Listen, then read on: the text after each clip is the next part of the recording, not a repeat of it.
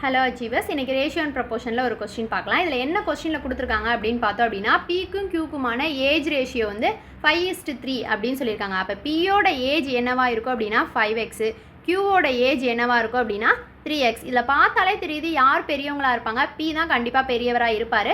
So இப்போ அடுத்து என்ன கொடுத்துருக்காங்க அப்படின்றத ரீட் பண்ணுறேன். Q is 14 years, எங்கிறது என்ன P அப்படின்னு சொல்லியிருக்காங்க. ஸோ P அப்படின்றவரை விட Q அப்படின்றவர் எவ்வளோ வருஷம் சின்னவராக இருக்காரு, 14 வயசு வந்து சின்னவராக இருக்காரு அப்படின்னு சொல்லிட்டாங்க. ஸோ ரெண்டு பேருக்குமான ஏஜ் டிஃப்ரென்ஸ் தான் கொடுக்கப்பட்டிருக்கு.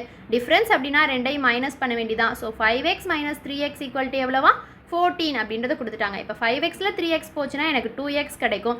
2x = 14. அப்போ எக்ஸோட வேல்யூ என்ன இருக்கும்? 1 2s are 2, 7 2s are 14. அப்போ எக்ஸ் வந்து 7 அப்படின்றத நான் இங்கே கண்டுபிடிச்சிருவேன்.